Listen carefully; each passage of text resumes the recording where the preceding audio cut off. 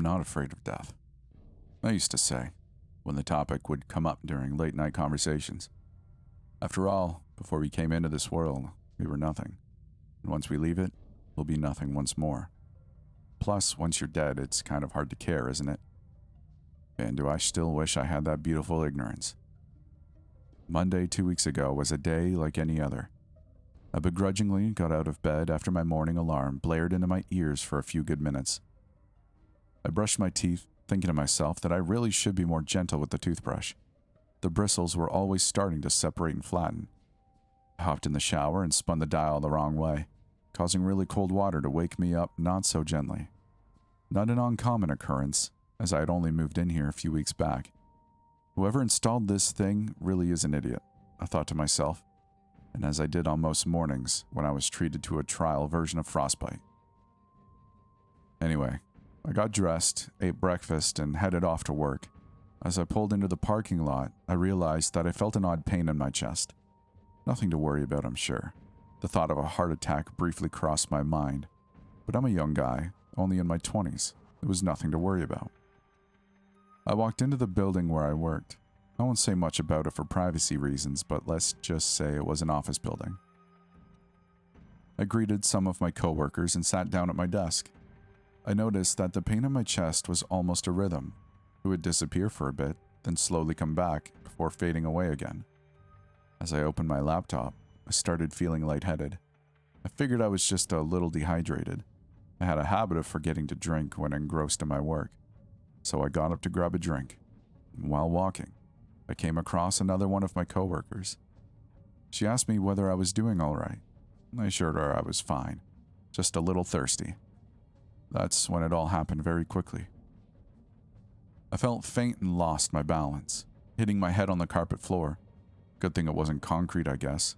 That was the last thought I had before the world faded to black. I didn't hear anything. I didn't see anything, but I did feel something. That rhythmic pain in my chest, the left side of my head hurting badly from falling, my arm, which I guess landed awkwardly, possibly being broken in the process. It hurt bad, and it just kept going. I couldn't see, I couldn't hear, I couldn't move, but I could feel. I couldn't really think. It was like being half asleep. But the pain, it didn't care. An organism without consciousness can still feel pain after all. Time slowly passed and the pain didn't fade. I didn't grow used to it either. In fact, it may have been becoming slowly worse. Then suddenly, I didn't feel anything anymore, and the world faded back into view. I was in the back of an ambulance. The paramedics told me that I had been dead for 6 minutes. I asked them about the constant pain, the darkness around me, the dreamlike state I was in, but they just told me not to worry, that I was fine now. I insisted. Surely that couldn't be normal. Maybe I hadn't been dead. They told me not to worry. I was fine now, after all. I stopped talking about it after that. I realized that they wouldn't answer me. I didn't understand at the time, but I think I get it now. They were hiding from the reality of death. I didn't tell anyone about it after that. I didn't want to burden them with the fear of death. I've thought about ending it all to avoid dying in an undesirable way, to avoid an eternity spent in agony, to avoid the fate of my grandpa, who died of cancer, or that of my uncle, a car crash. A bullet to the head would kill me instantly. I wouldn't have time to feel pain. The gun on my hand wouldn't betray me. After all, I'm not afraid of death. The first death happened a few months ago. I heard a noise behind my house, and when I looked out the back window, I was surprised to see a disheveled man walking around one of the big oak trees in the middle of my yard. He looked rather dazed and was half shouting something to himself. Foolishly, I rushed outside to see if he was okay. "I'll find it, I'll find it, I'll find it." He kept rambling over and over, and he glanced at me with eyes that didn't seem to see me before turning back to the tree. "Have you found it?" I held up my hands, wishing I'd thought ahead before rushing outside. This guy was clearly unhinged. "Easy, buddy. There's nothing here for you. What are you looking for?" His head snapped around and he locked eyes with me. "But it has to be here." I was startled to see blood suddenly spurt from his nose. His eyes rolled back into his head, and he collapsed. I cursed and dove to catch him before he hit the ground, and we both tumbled into a heap on the grass. I pulled out my cell phone, then growled in frustration as I tried to dial 911. For some reason, I had no signal, and my call immediately dropped. I tried again, and when the call hung up without even ringing, I put my phone back in my pocket and checked the man's pulse. There was nothing. I hesitated for a moment, then decided to try to drag him to the front lawn. Maybe I could catch someone's attention and get help. He was fairly light, but it still took several frantic moments of half carrying, half dragging him to get him there. As soon as I plopped him down on the lawn, I checked his pulse again, then started CPR. A car soon drove by, and the driver saw my frantic struggles and jumped out to help. His phone didn't work either, so he drove up the road until he got enough service to call 911, then raced back to join me and try to help the man. Soon an ambulance was peeling into my driveway, lights and sirens wailing, but they were far too late. I think the man had been dead the moment he collapsed. I told my story to the police when they arrived, and I eventually heard from the coroner that they thought the cause of death was some sort of brain aneurysm, possibly drug-induced. I decided to visit the man's funeral, and was sad to see few family members and even fewer friends there. I wondered what had put him on the path that eventually led him to dying on my lawn. The next several months were quiet, and I was actually out of town when the second person died. I returned from my trip to find police tape outside my home, and a full team of detectives investigating my house. They peppered me with a barrage of questions, but I was just as confused as they were. I never did learn the identity of that victim, but they had apparently also died in my backyard. The police were convinced I was dealing drugs or something that was killing folks, but they didn't find anything, and after days of searching and investigating, they finally decided to leave me be. After that, I decided to put a lock on my gate to prevent anyone else from getting into my yard. I hoped that would be the end of whatever this was. I also changed my cell phone provider, as I really didn't want to be in another situation where I couldn't make a call. The next person died 2 weeks later. I was actually out back when it happened, and the first indication that something was wrong was the squealing of car tires from out on the street. A moment later, I heard someone frantically yanking and pounding on the gate to my backyard, followed by a high-pitched scream of rage. A moment later, a middle-aged woman leaped up and grabbed the top of my fence, scrambling over it frantically. She rolled over the top and fell with a thump to the grass below, but quickly sprang up and started scanning my yard. She eyed me briefly. "Do you know where it is?" "Never mind. Don't worry. I'll find it myself. I have to find it." I shook my head, wondering if I could get past her to the house. I didn't have my phone with me, of course. Suddenly, the woman drove forward and started tearing at the sod. "It's here. I know it is. It has to be." She ripped up big clumps of grass, and her shrieks grew louder and louder. I made a break for it and dashed inside to grab my phone, and strangely enough, I had no service once again, even though I just called my brother not 2 hours prior. Yelling in frustration and panic, I ran back out to her and pulled her away from the grass, hoping I could calm her down. She struggled, frantically, for a moment, and went limp and started sobbing. When I laid her down on her back, she looked up at me with teary eyes. "Please, I need to find it. Help me find it. I must." And she suddenly collapsed backwards, her head lolling crazily to the side. Old Mrs. Jones, my next-door neighbor, must have heard the commotion, because a moment later, she poked her head over the fence and motioned to me that she was on the phone. At least she had a working phone. The police and EMTs arrived a few minutes later. This time I was taken to the station for questioning. Angry officers grilled me with questions and accusations for hours, and they even held me overnight on suspicion of murder. However, they eventually had to let me go, even though I was as confused as they were. I told them that my theory was either that there was a cult in town that had become obsessed with my yard, or people were on some drug that threw them into it. I had no other explanations. The nightmare didn't end though. In fact, it got worse. I bought cameras, floodlights, a landline phone, and an extra cell phone. It didn't matter. They would all work fine until someone crazy ended up in my yard. And then it was like I was cut off from the rest of the world. The camera footage would short out, my landline would go dead, and if someone showed up at night, even the outdoor lights wouldn't work. The people started showing up every week, and then every few days. I put razor wire across the top of my fence, and one poor fellow sliced himself up terribly just trying to get in. One old cowboy rammed his pickup straight through my fence, then hopped out and began digging up my flower bed frantically.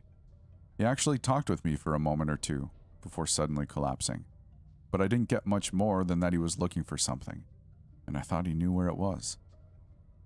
I spent all my savings and rebuilt the fence with a reinforced concrete wall with double strands of razor wire on top. The city started sending me zoning violations and letters, but I didn't care. Whatever it took to keep people out of my yard, I'll do it. I was constantly on the edge of a panic attack, wondering when the next body would show up and knowing there was little I could do to stop it. And people just kept coming through and dying, day and night. When old Mrs. Jones tunneled under my wall, I was too numb to be more than amazed. She'd apparently been working on the tunnel for days or weeks, and had done a lot of work with just a shovel and a pickaxe. I found her collapsed next to the tunnel early one morning, her lips blue and her body cold. She'd dug quite a bit of the yard up, and had even hacked at one of the bushes in the corner of the yard before collapsing. I had stopped going to people's funerals, but I made an exception for her funeral last week. Even though I didn't know her very well, she was my neighbor and she was always nice to me. Since then, no one else has come into my yard these last few days. I've been studying the situation though, and I think I've figured out what everyone else has missed. I think I know where the thing is. There's a little patch of yard between two oak trees that nobody has touched. It has to be there. I wanted to share this with everyone before I go out and look for it. My internet has started getting really spotty these last few minutes, so I don't know if this update will go through, but I don't really care. I will find it.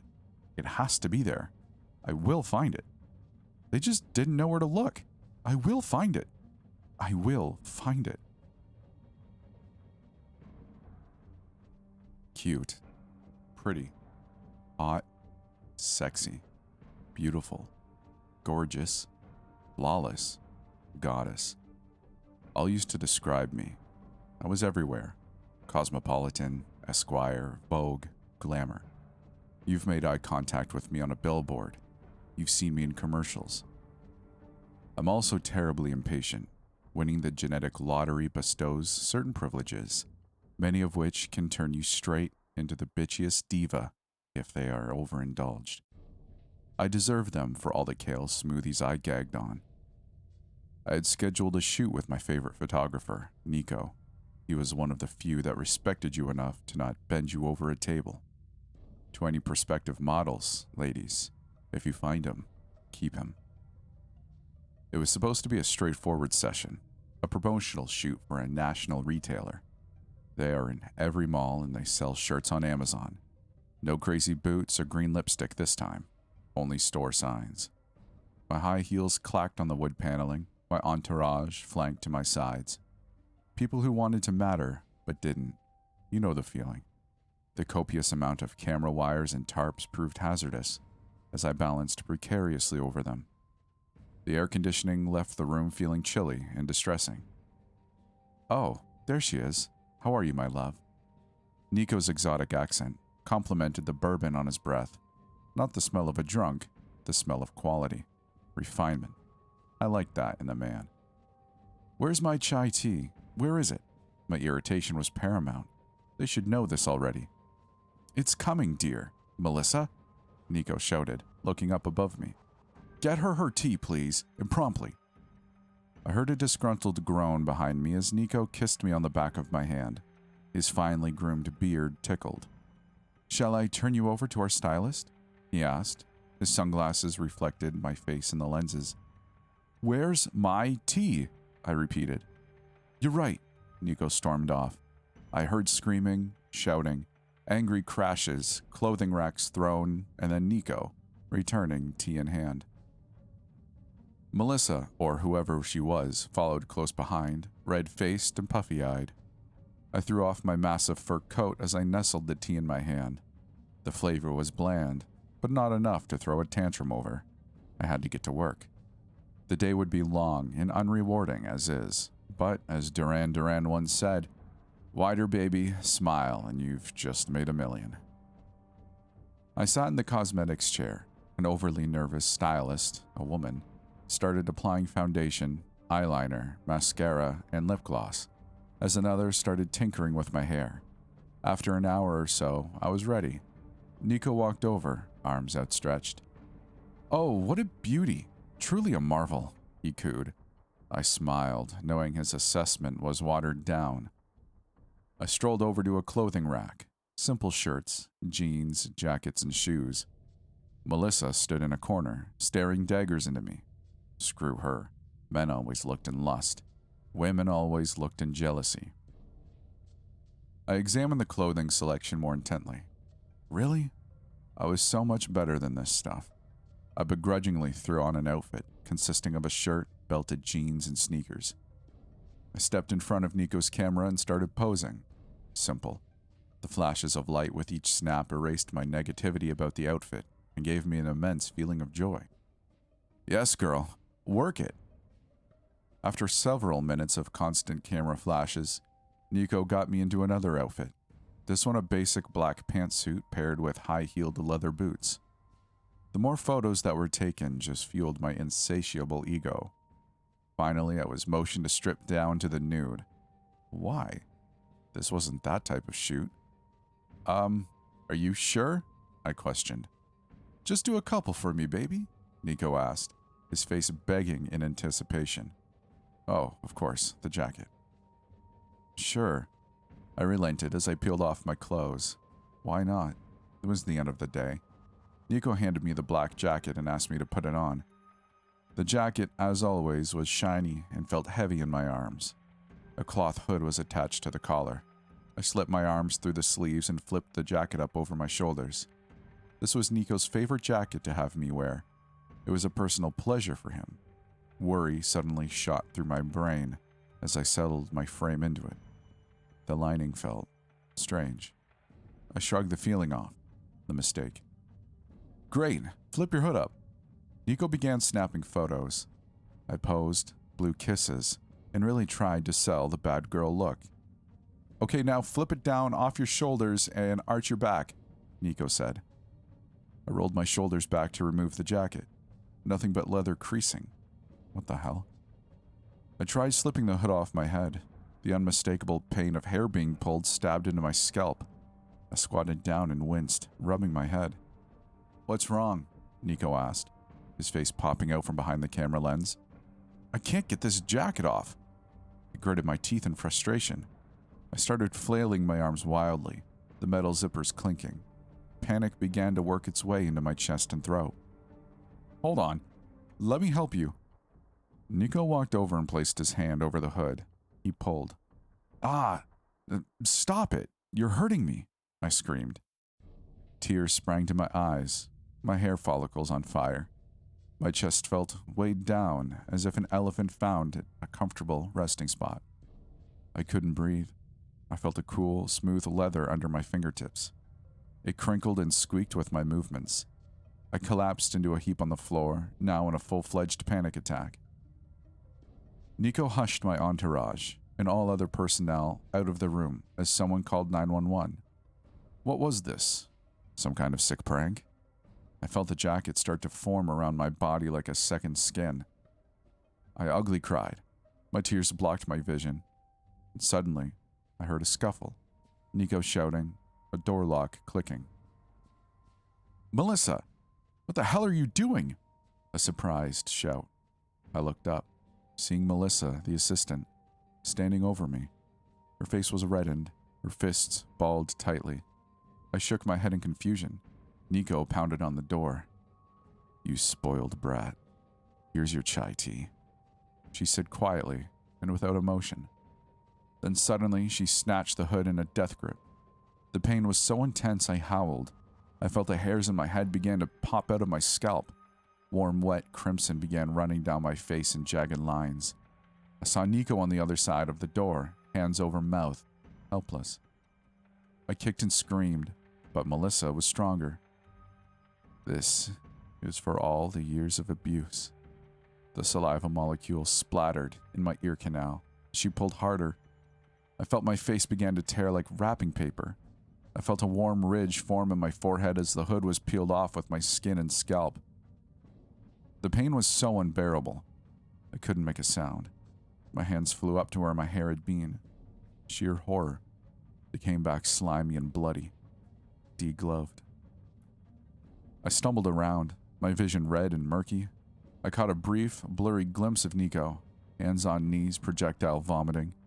My knees gave out as I planted onto the floor. I chipped a tooth on impact as I heard footsteps approach me from behind. I felt a shoe slam down viciously in the back of my neck. "Bitch," Melissa spat. I gasped as the pulling resumed. I realized, to my absolute horror, that the jacket was still stuck to my back. My skin began to tear at the shoulder blades.